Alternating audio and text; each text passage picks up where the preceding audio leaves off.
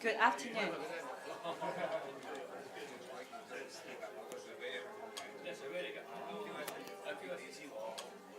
Good afternoon. Distinguished guests, Professor Edwin Zhang, ladies and gentlemen, good afternoon. Welcome to FB Dawn Course CEO Luncheon, organized by the Faculty of Physics of the Hong Kong Polytechnic University. I am Vivian Lee, a final year student of Department of Logistics and Maritime Studies. Our speaker today is Dr. Guang Xiao, Associate Professor in the Department of Logistics and Maritime Studies. His presentation topic today is mitigating supply chain risk in global supply chain. His presentation will be followed by a Q&A section chaired by Professor Xin Xu, our Professor Dean, External Relations and Development. Before lunch start, may we invite Professor Edwin Zhang, Dean of Faculty of Physics of PolyU, to say a few words. Professor Zhang, please.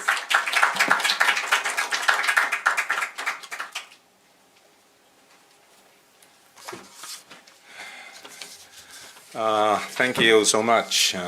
Glad to see all of you here. We have not run this luncheon for 4 years because of COVID-19. And we are very glad that we can resume the hosting of this luncheon this year. So today, I'm very happy to see many of you here, old friends and new friends. And I hope that you will enjoy this luncheon. As the saying goes, there's no free lunch, so I have to do my part before I can earn my lunch. So distinguished guests, ladies and gentlemen, welcome to this luncheon hosted by the Faculty of Business, the Hong Kong Polytechnic University. I'm delighted you could join us today. Our speaker today is going to unravel the complexities of managing risks in global supply chains. In our interconnected and ever-evolving world, global supply chains face significant uncertainties and complexities that pose risks to business. Things can and do occasionally go wrong. Supply disruption can cause delays, shortages, and production downtime. Sudden shifts in demand patterns can result in excess stock or shortages. A key supplier that fails to meet a delivery commitment can disrupt the entire supply chain, resulting in scarcity of critical components and materials. Operational disruptions from demand shifts, supplier failures, or other issues can have far-reaching impacts on organizations, resulting in financial losses and reputational damage. To remain competitive, is therefore critical for organizations to identify and mitigate supply risk through strategic risk management. Examples of risk management strategies might include diversifying supply sources, incentive contracts, and postponing pricing decisions. Organizations adept at mitigating risks typically use carefully tailored combinations of such strategies to balance trade-offs and leverage synergy. I'm pleased to introduce my colleague, Dr. Shao Guang. He is an associate professor in our Department of Logistics and Maritime Studies and program leader of the master's program in global business and decision analytics.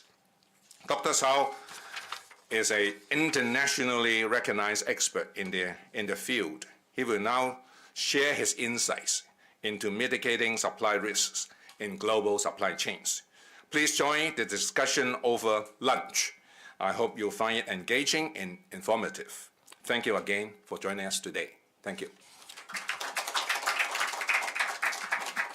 Thank you, Professor Zhang. Ladies and gentlemen, please enjoy your lunch.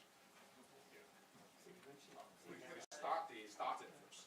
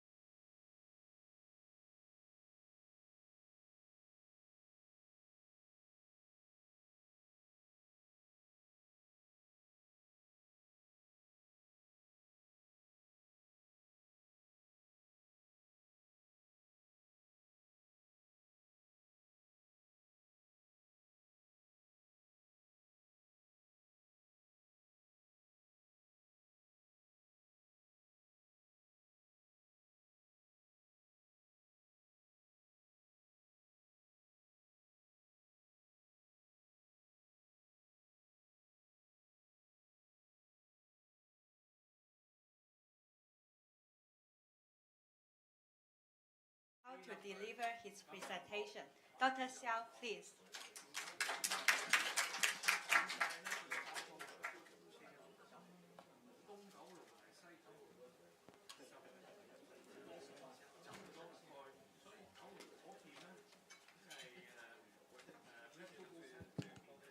Good afternoon, everyone. So hope you have enjoyed the lunch so far.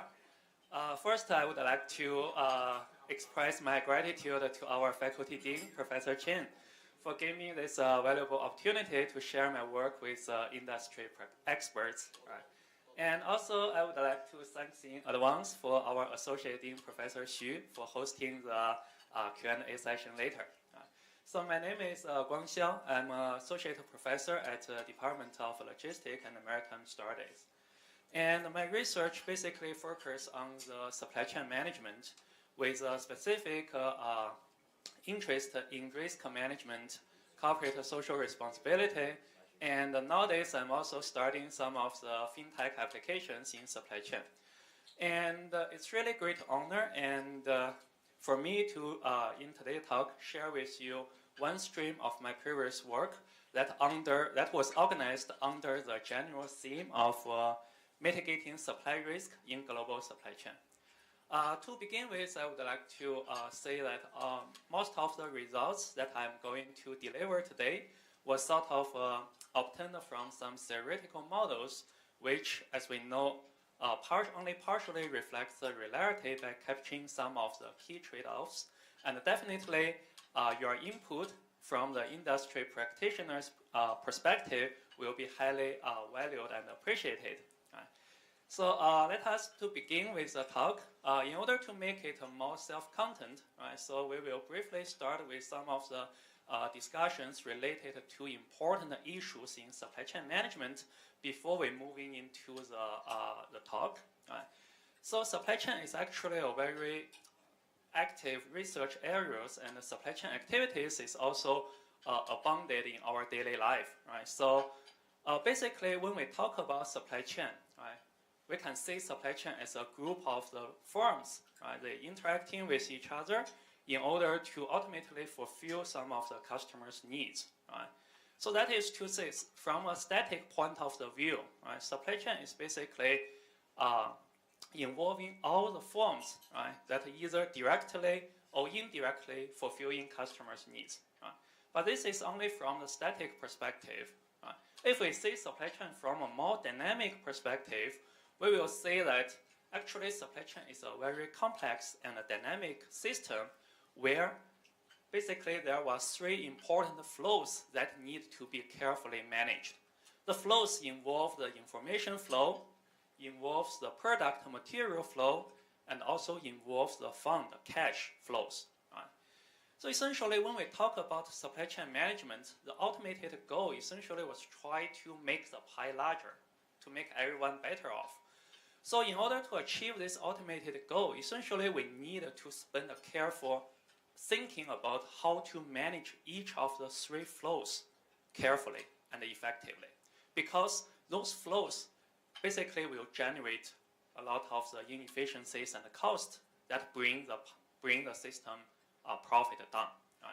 So in order to manage, basically the job for the researchers in supply chain management was try to think about the clever, effective, operational level strategies to try to manage all the three flows well. But in order to manage those three flows well, we are constantly fighting against two fundamental inefficiencies in supply chain.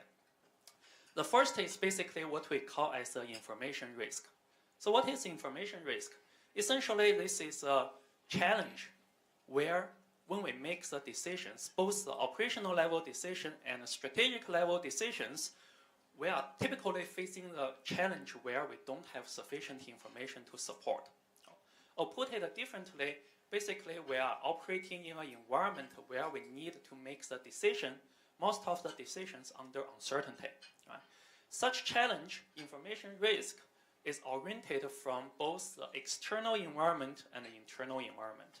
From the external perspective, the firm is operating in an environment where the firm doesn't have a full control of.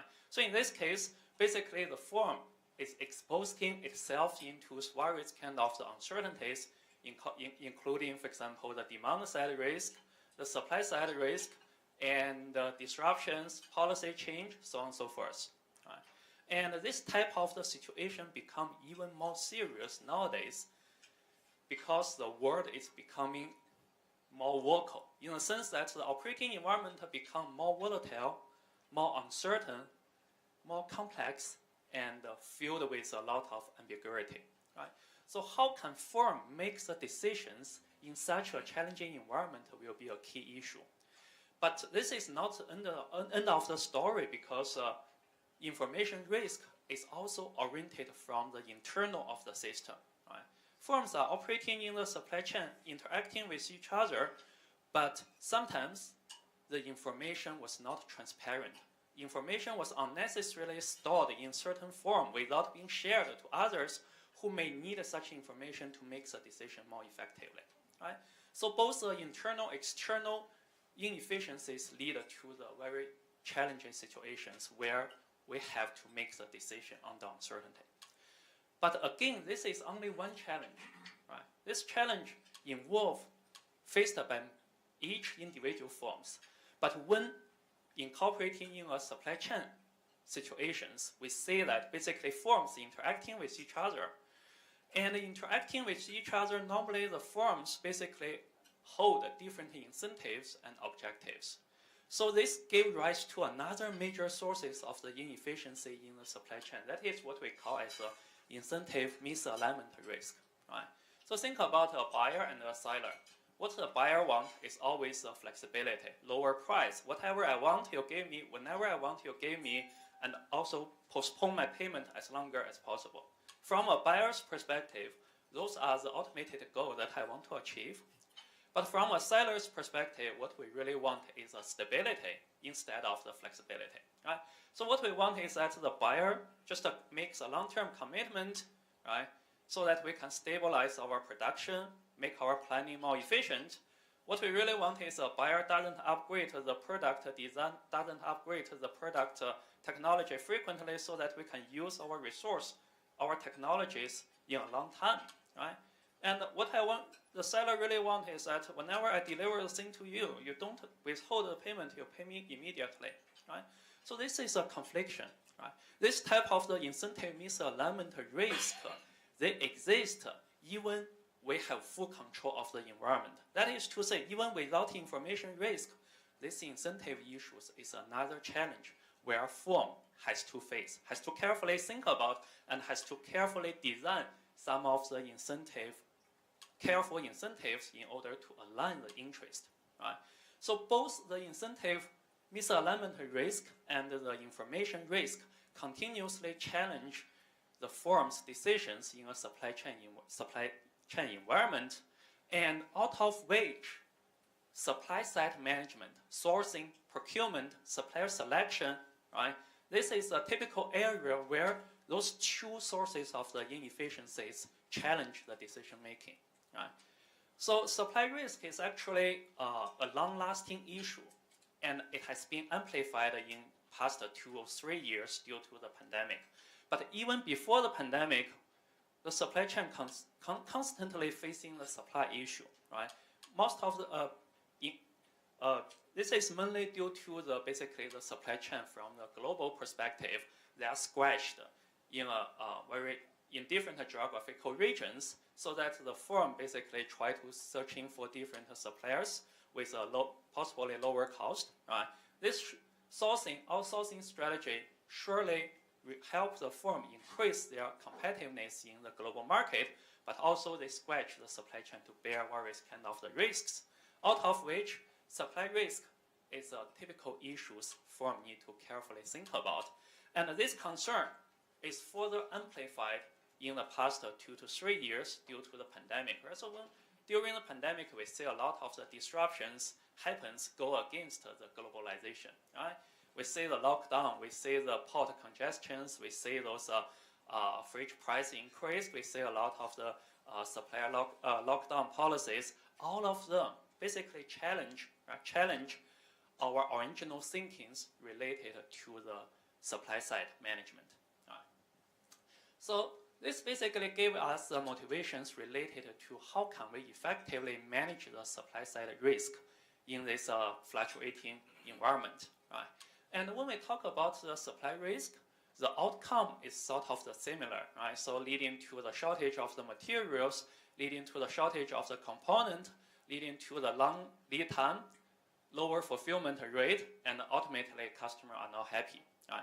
Even though the consequences are the similar, but the driving force or the fundamental reasons that lead to such shortage may be different, right? So we may have the supply shortage that was driven by the capacity issues.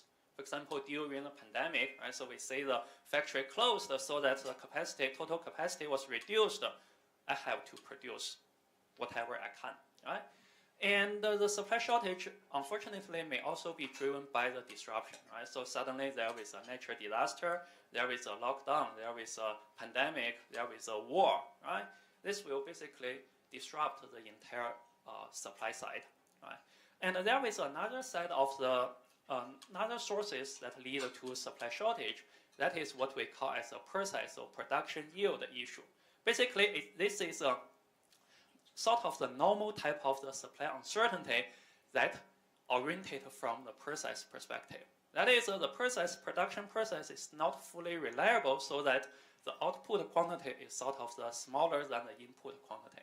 And this type of the risk is very common in many industries, right? For example, in semiconductor sensor producers, we know that in each step, the accuracy is over 99.9, but after hundreds of the steps, right? So basically, the overall the yield is very fluctuated. Also, in agribusiness, we cannot control, right? So what is the harvest per acreage? Because it's determined by many different and uncontrollable factors, like the weather condition, irrigation levels, temperature, so on and so forth, right? And even for the vaccine production, we know like the COVID vaccine, right? The production also suffers from the yield issues because we can really not control what happens under the chicken egg, right? So all of those issues basically challenge the firm's operation if they are doing sourcing from the suppliers suffer from this type of the risk, right? So in this talk, basically I focus on the yield type of the risk, but most of the strategies that I'm going to discuss later will also be sort of applicable to handle other type of the normal disruptions in supply side. Right? So when we talk about mitigating supply risk, the firm need to think about, right? So what kind of the strategy we should deploy? Should we deploy the strategy in a proactive way, or should we deploy the strategies in a reactive way? So what is a proactive measure or proactive strategy? Basically, those are the strategies that we taken ahead of the time before those uncertainty resolved, so that we prepare ourselves to be less affected by the potential supply shortage, right? So this is basically try to make the supply chain more robust to those type of the supply side risk realization, right? The typical strategies that we use, for example, the multi-sourcing, it has been discussed frequently in the literature and also in the practices. We spread out our risks and we don't put all the eggs into the single basket, right? And also we may design some of the incentives in contracting, and we may hold additional inventories to buffer, right? But all of those are sort of belonging to those proactive category of the strategy. And there will another type of the strategy that is what we call as a reactive. So what is a reactive strategy? That is to say that those are the contingency measures that we only take if and only if the shortage has been occurred. So that how can we handle this unfavorable situation, and how can we recover from these unfavorable situations faster, right? So those are some of the reactive strategy, reactive measurement that was used to try to build the resilience of the supply chain, right? So for example, we may using the price to make the best use of the available supply. We may also deploy some of the contingency sourcing, so on and so forth, right? The key questions related to these streams of the research is basically, on one hand, for individual strategy, what can we do to make it more effective? But this is not the end of the story, because when we design the supply chain, we cannot solely rely on a single strategy that can cover all the risk, right? Typically, what we do is like the combination of different strategies in hope that it can cover or protect us from the less effectively from the supply side risk. So that gave us the second kind of the question. That is to say, how would different strategies they interact with each other in order to achieve this automated goal?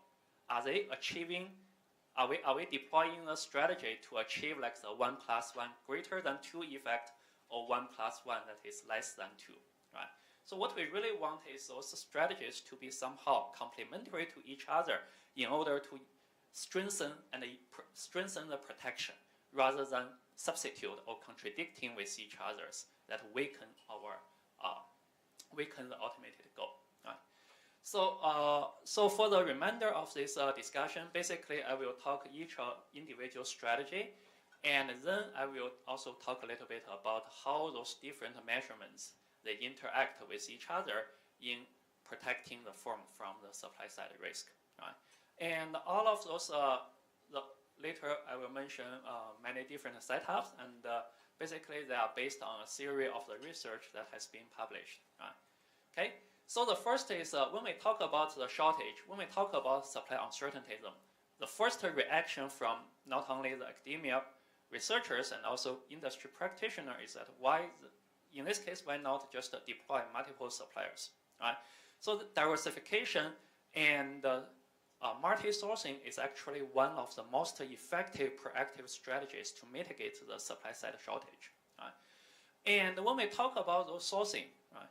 So single sourcing is very effective because we can achieve scale of the economy, we can spend less effort in monitoring, and we can achieve the quantity discount, we can achieve a good relationship with the supplier. So from the cost perspective, single sourcing is favorable. But single sourcing also especially in this volatile environment, make the buyer vulnerable to the supply uncertainty. Right? So this basically gave us the incentive for multi-sourcing. So when we think about the single sourcing versus multi-sourcing, this is essentially the trade-off between the cost. Should we save cost or should we enhance the reliability? Right?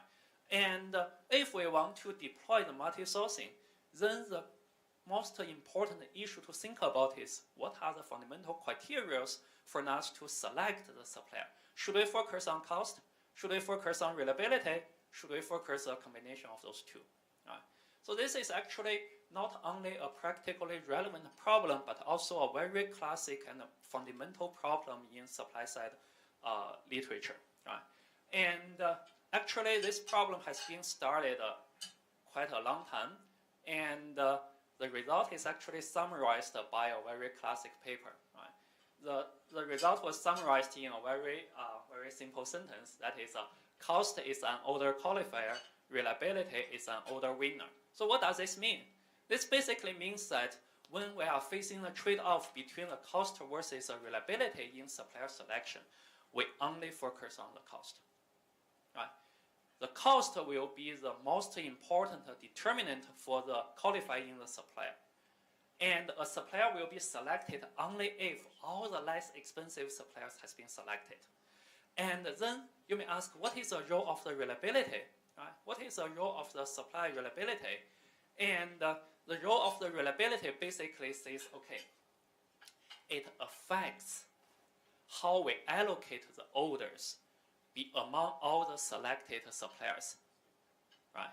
So the fundamental rationale for this type of the rule is basically that because our objective is sort of the increasing the profit or minimizing the cost in the sourcing, right? So the cost will be the criteria for us to select.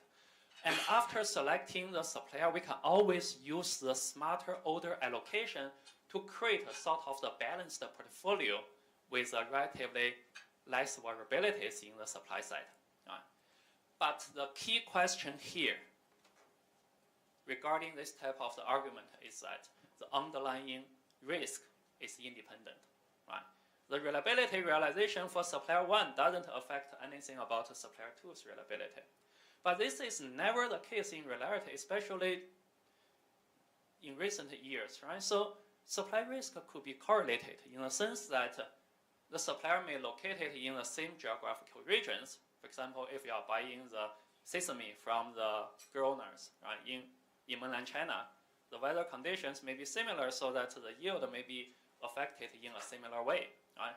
Or maybe you are sourcing from the suppliers who use or adopt the same input material from the same upper tier suppliers. So in this case, if there is a problem for the upper tier supplier, then the two suppliers' supply risk is correlated, right? And also, they may also there will be some like the common underlying shocks that are making the supply side realization correlated, right? So then in this case, the main challenge here was that when we consider the correlation between among potential supply bases, does the cost precedence rule continues to hold, right? So we can say that the result was sort of the literature's result focused on this situation where the two realizations is sort of independent from each other, right? But they could be negatively correlated, they could be positively correlated. Negatively basically means that if the realization for one yield is high, then the realization for the other turns out to be low, right? And positive basically means that both suppliers simultaneously suffer from either the shortage or the full yield, right? So the question here was that if we incorporate or consider this type of the simultaneous correlation, then how does the thing happen, right?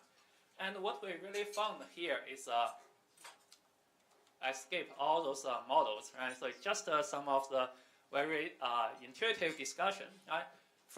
Let's start from a very simple scenario, right? What we really found was that if the suppliers are negatively correlated, if I'm high, you are low, if you are low, I'm high, then this type of the correlation doesn't affect the benefit of the dual sourcing or multi-sourcing, but even reinforce the benefit because it makes the pooling effect more stronger, right? But on the other hand, if the correlation between the two suppliers is sufficiently high, it means that if you face a shortage, there will be a very high chance that I will also face a shortage. Then this weakens the benefit of the pooling, pool the supply between different suppliers.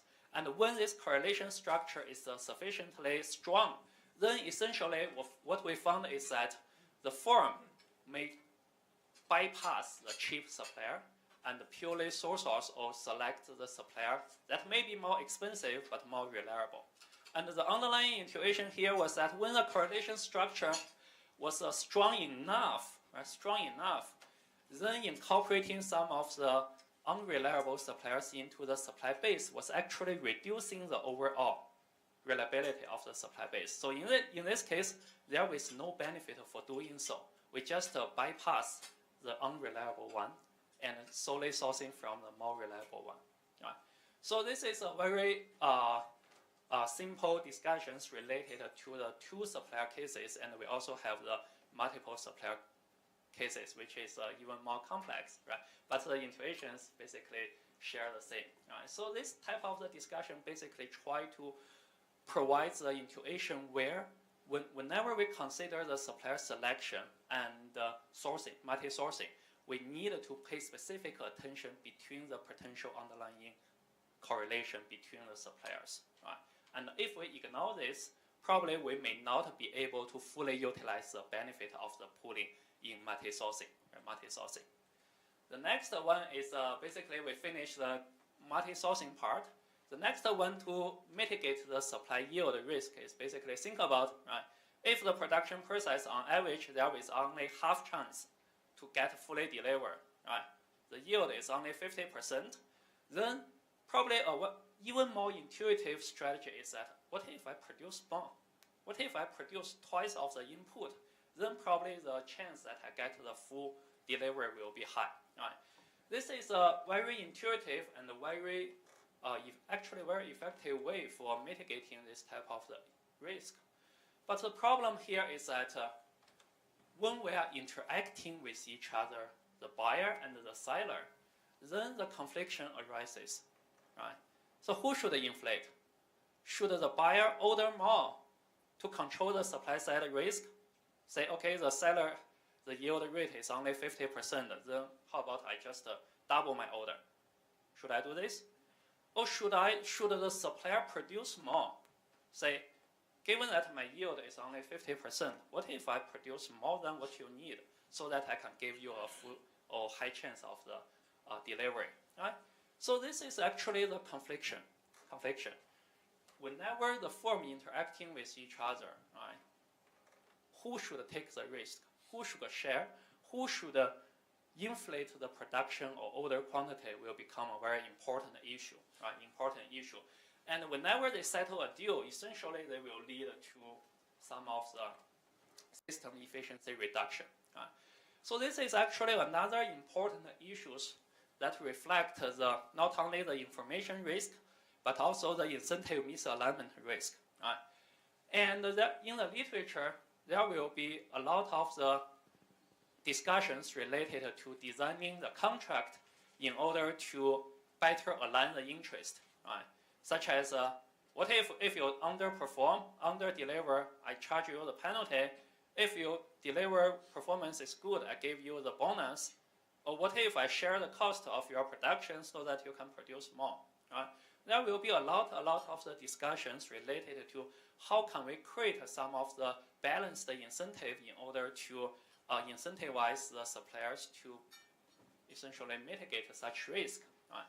But now what we want to discuss here is what if we just consider a very simple contract form, that is a price only, heavily used in practice, right? So whatever you buy from me, I pay you the per unit price multiplied by the quantity. But then we add some of the incentive terms. That is, when should I pay this payment? Should I pay for the order quantity, right? So basically, whatever you produce, what is your input, I pay for your input, or I pay for your output, right? Whatever you deliver to me, I pay for you. Indeed, both of those both of those practices are observed, right? For example, in agriculture business, right, we have the contract that is related to so-called the acreage contract, right? I just pay for all those acreage that you have planted so that after the harvest, whatever you have harvested, you give it to me. And there was another type of the contract used in agriculture that is called the bush contract, right? Bush contract. That is to say, whatever you have, you need to deliver to me after I check the quality, right? So what we really found was that basically if the payment is contingent upon the delivery, essentially the performance is already very good, right? So we provide some of the bond in order to test the performance of this simple incentive, and we see that the average worst case average performance is around 95-96% of the optimal channel profit. That is to say, we don't need to implement those complex contract, right? We just add a little bit incentive. Essentially, we only lose about 2 to 3% of the channel efficiency, but we save a lot of the administrative and other type of the business cost. Right? So this is another sort of the incentive that we could provide. And the last one is essentially the recourse plan, price postponement. Right? So this is also a typical situation that we see when there is a shortage, the price surge, price surge. So the idea for those price postponement was, or dynamic pricing, price adjustment, was try to go against another practice that is a committed pricing. That is, we commit to the price without change it, no matter whether we face a shortage or not. Right? So basically, the price postponement, they could make the best use of the available supply. Right? So if the supply realization is low, you see the price goes up. Right? Increase the marginal revenue of the inventory. And if the realized supply is ample, then basically we may withhold some of those inventories in order to make the best use of it. Right? So essentially we say that the price postponement may either increase or decrease the production quantity depending on the different situations. Now, the main challenge here is that, remember, both the diversification and the production inflations, they handle the inventory, right? And the price postponement, essentially they change ex post the marginal value of the inventory. Then a natural question to think about here is that how does different type of the strategy interact with each other, right? What interacting with each other? That is to say, if the firm choose to endure with the pricing flexibility, then should the firm diversify its supply base more or less? Or put it differently, whether those strategies are strategic complements or strategic substitute, right? Because determining the pricing strategy and determining the sourcing strategy, they both belong to the long-term business decision, right? So if you commit the price unchanged, then essentially you are risking yourself about the supply-demand mismatch. But if you not make such commitment, essentially you give yourself this flexibility. Then how does this pricing flexibility essentially affect your sourcing supplier selection decisions, right? So how does those two strategies, they interact with each other, right? And what we found is that, yes, they really have the strategic interaction in between. And whether you deploy the price postponement essentially will affect your supplier selections depending on different factors such as the portfolio of the supply base, the characteristics of the supply risk, and also the cost, right? To put it simple, right, we consider a very simple setting about still the dual sourcing, right? Still the dual sourcing. If both suppliers are unreliable, we say that those two strategies could be complement, could be substitute, really depending on this single-sourced supplier's overall performance. That is to say, if you are doing single sourcing, suppose that you are doing single sourcing, and this supplier is really, really unreliable, then both strategies actually work together to help you to better protect you.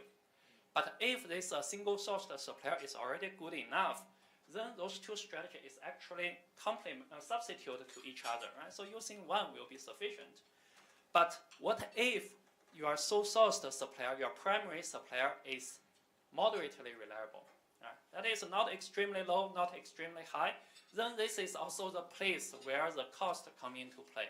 That is to say, if this supplier's cost is very low, then remember previously discussed, the price postponement basically reduce the marginal value of the inventory from this supplier. And because the two suppliers are substituted to each other, so the marginal value for the primary supplier is low, so that the marginal value of the second supplier will be high. That is to say, when the cost is low, actually the price postponement may incentivize the firm to adopt dual sourcing more possibly. Okay, I have 5 minutes. Okay. Okay. But this insight also critically depends on whether your supply base contains someone that is fully reliable, right? Fully reliable in reality basically means that whatever you order, they will give it to you. Maybe you are the primary customer for this supplier, so that they will allocate all their resource capacity to fulfill your order with priority, so that you will be less affected to the shortage, right? When there is a reliable supplier into the supply base, the story will become different, because price postponement actually encourage the firm to use dual sourcing. And if you adopt the committed pricing, essentially they will only use single sourcing. Okay, so given that we only have about 5 minutes, then I will skip the last interaction part and directly move into some of the managerial discussions. Right? So the last part is basically we try to discuss how the price postponement and the production payment postponement, they interact with each other. And again, what we found is that their interaction could be in either direction. Right? From a single firm's perspective, you postpone the price, you postpone the payment, both are good for you. But when you put this firm into a supply chain, interacting with strategic suppliers, then those strategies may not necessarily be good for you because of the incentive issues in the vertical relationship. right? That is to say, if your supplier feeling that you are adopting something that is really benefit for you, right? For example, price postponement, you can charge a very high price later, then the supplier will say, okay, what if I charge a high wholesale price so that I can squeeze your margin, right? I can squeeze your margin.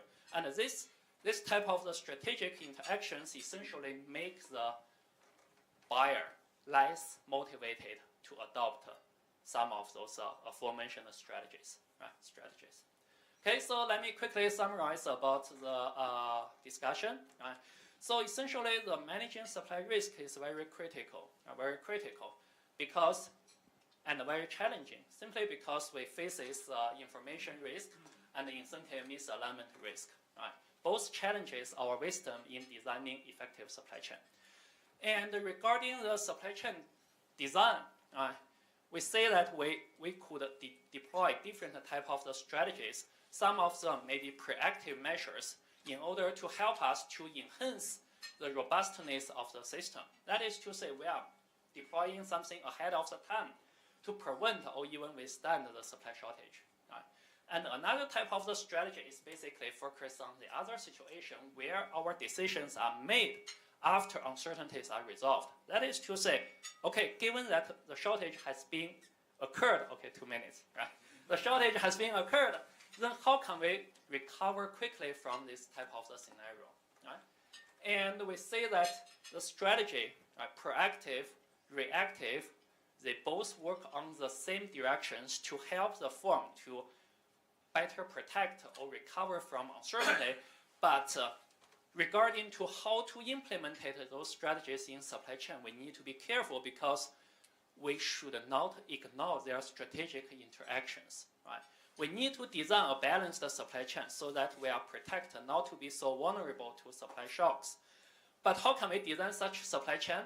Should we purely focus on the proactive measures? Should we purely focus on the reactive measures? Or should we keep a balance? And how can we keep the balance? We need to understand in deep the strategic interactions between different strategies on one hand, and on the other hand, we also need to remember that how those strategic interactions between different strategies, they are challenged by the vertical relationship in the supply chain, where incentives are not well aligned. Right? And at last, I think 1 minute, right? So we are really in a good age where the evolution of the Industry 4.0 gave us a lot of the new technologies, which could definitely be used, right? Be used to enhance our supply chain to better achieve the purpose of the mitigating or hedging against various kind of uncertainties. Right? And the technology is for sure beneficial, right? Beneficial in the sense that it can help us to make the supply chain more transparent, more traceable, and it can ensure the automations and can ensure some of the better decision makings with better forecasting, better optimization, better prediction. Right? So those are all the benefits from the blockchain adoption, digital twin, AI, IoT, big data. Right? So those are fancy names. Fancy names we talk frequently. But also, the last slide here is that we also need to be cautious. The technology and the supply chain design, they should be complementary. Technology adoption should be used to strengthen the supply chain design rather than a simple replacement of the supply chain design. Right? That is to say, no matter how those technologies may work, right, as long as you are making decisions in supply chain, you still face situations where your decision making are under uncertainty. You expose yourself in the information risk, and you are interacting with others. You're exposing yourself in the incentive misalignment risk. Those are the things where are more fundamental to the supply chain system, which cannot be fully replaced by technology. But again, technology will be beneficial. Right? Beneficial. It can help us to make those decisions in a better way. Right? So I think, I have 0 minutes. So that's pretty much here, and I'm happy to take any questions. Thank you, Dr. Xiao, for your valuable insight. Please remain on the stage. Now it's time for the questions and discussions. May we invite Professor Xin Xu to chair the Q&A section?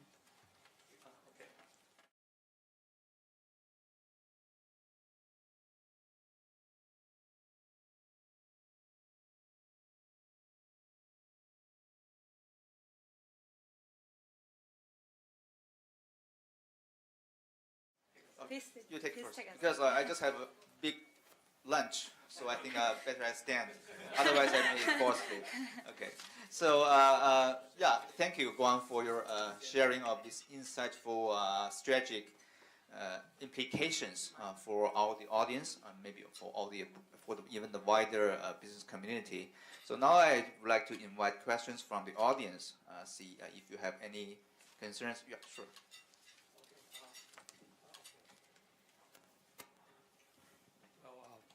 You talk about a lot of risk, but what about political risk, which is more important nowadays? Yeah, that's a very good question, right? So actually, I have another slide, right? So that basically characterize those supply side risk or the risk in the global supply chain, right? So what we call in this talk, basically we focus on those type of the known or unknown type of the risk. That is sort of the we know and we can control, right? And going beyond this type of the supply risk, then when we are moving into the unknown regime, right? A lot of the surprise may happen, right?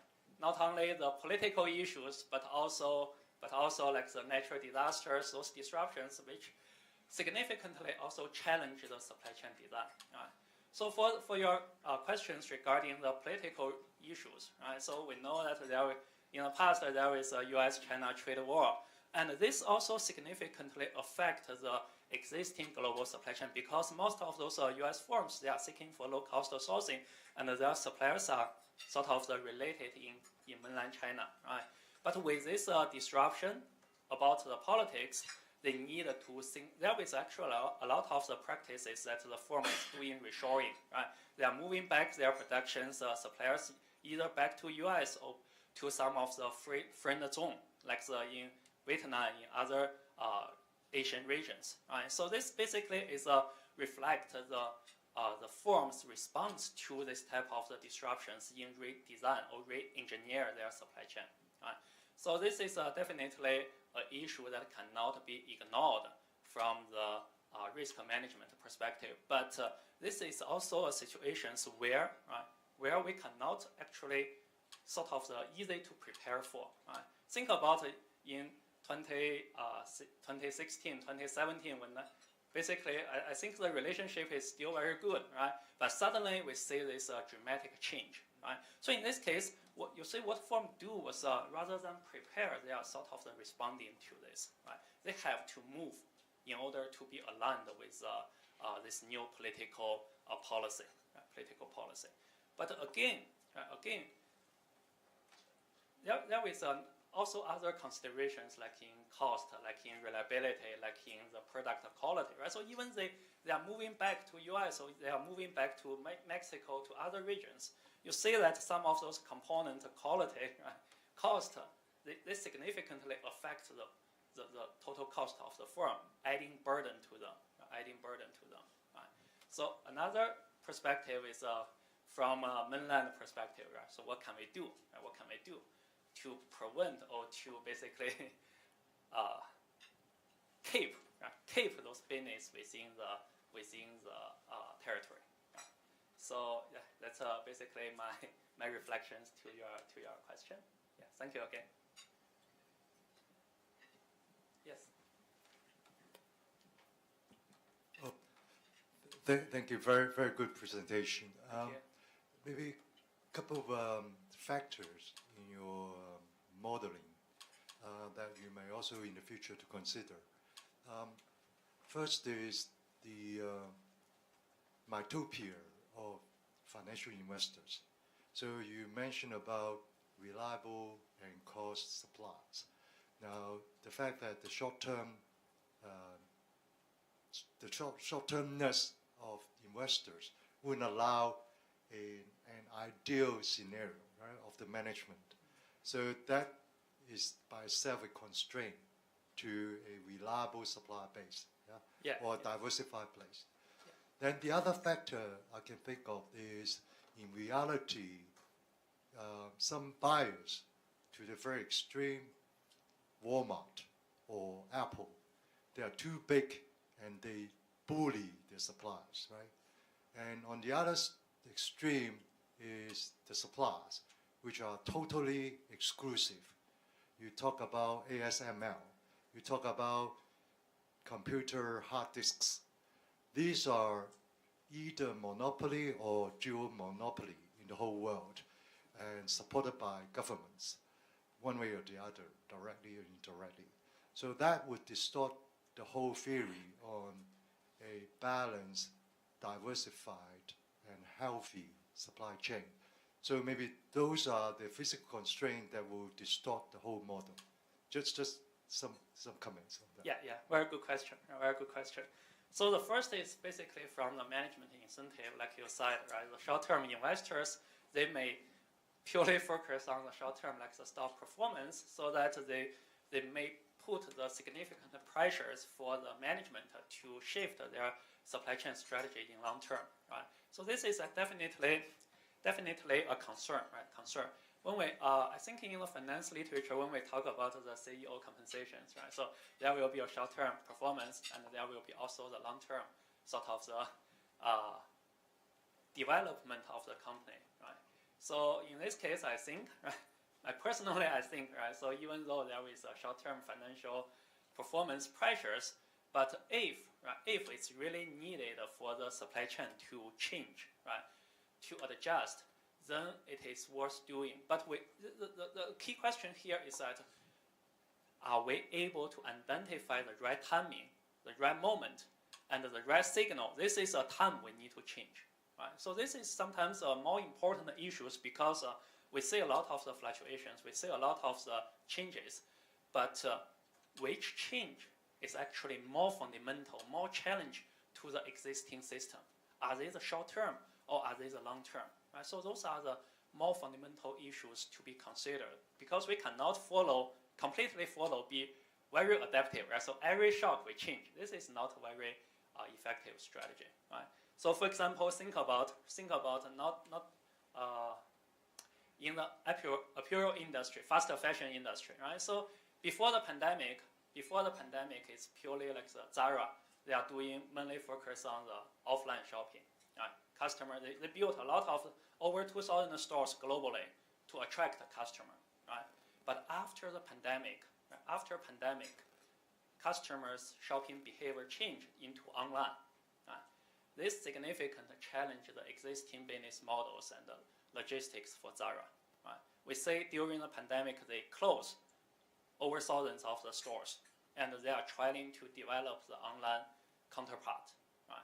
So this definitely will affect their short-term financial performance, but in long term, if you are sure this is a trend, I think still it is valuable to pursue, right? In order to defend your position. And another question back to your answer back to your question is yes, in a model, right? So we have the freedom to select a supplier because there is a pool of the suppliers that was characterized by the cost, by the reliability, so that we can choose freely. Right? And I also agree with you in reality, especially in some of the key industries where the supplier is exclusive, right? Or there is only one supplier or two suppliers, right? So in this case, definitely, then the sourcing strategy will be constrained by this type of the practical challenge, right? And basically, when we teach the supply chain, we say, okay, if this is a key supplier and if this is a sole suppliers, then what you have to do, right? If you decide to outsource, you have to establish like the long-term relationship, or even you need to sacrifice a little bit in order to win their orders, such as make the long-term commitment in order to stabilize your resource supply and stabilize your price, even though you may pay a higher price. But this is, if you choose to do outsourcing, this is the only solution. The alternative is basically you do your own R&D and build your key capabilities in producing those components in-house. Right? But this is also a very challenging situation if you think about Huawei. After the ban, right, they have to develop their own capabilities, but this is not a step that can be achieved in short term, right? So this is yeah. So if it's only supplier, you have to yeah. Okay.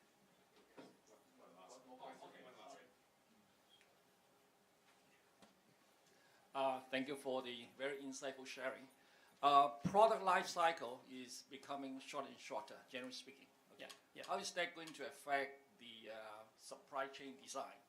Yeah, that's a very good question, right? So nowadays, right, especially for consumer electronic, those kind of the product, we see the life cycle of the product become shorter and shorter, right?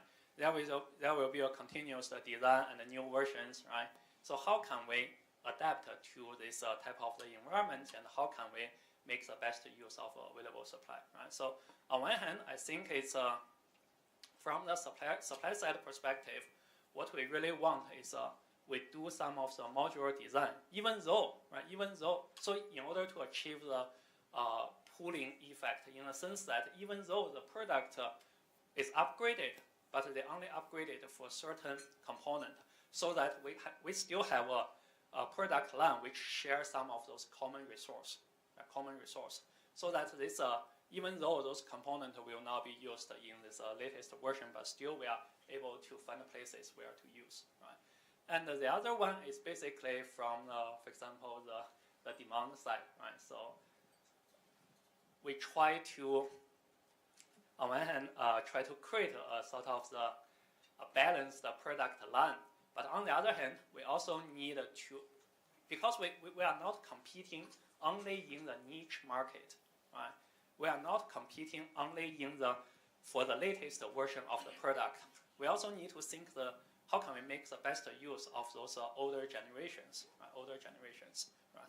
And some of the strategy from use, for example, in Xiaomi, right? They produce a cell phone. Every year they have the flagship versions that used to compete in the regions where the consumers are very sophisticated, right? But they also have those older generations of the versions. They are sold to the regions, right, where the needs or the requirement for the customer is not that strong, right, not that picky, right. So this basically helps the companies to use actually their available inventory, available component, available resource in a more profitable way, right. We segment and we use different product versions to generate our revenue from different regions, right. So from supply side, I mean, basically, we do the modular design, we share the common resource, and then we make the best use of our per unit inventory component investment. But on the demand side, we also try to keep a sort of the balanced portfolio. Right? Yeah. Thank you. Sorry, I have to seize your microphone from your hand because we are now facing the shortage of supply of time and venue. But I believe there are still questions from the audience, so you can feel free to talk to Guang in private after this event. Okay. Thank you all for coming and joining this event. Hope to see you around. Thank you.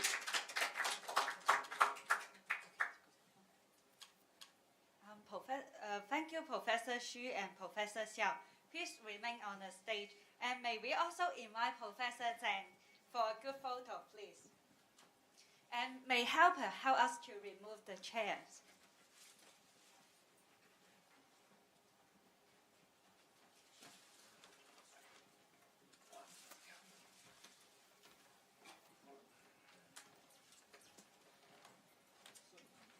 Thank you. Thank you.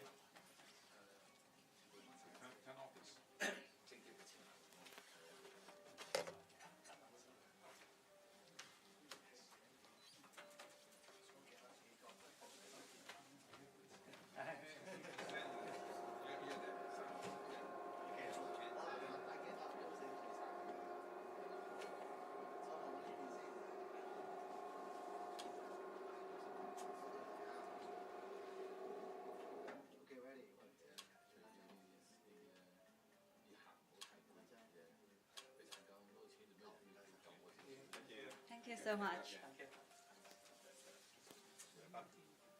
Yes. Ladies and gentlemen, our luncheon today has come to an end, and I hope you have found this section informative and useful. Once again, thank you for joining us today, and we look forward to seeing you at our future events. Thank you and have a nice afternoon.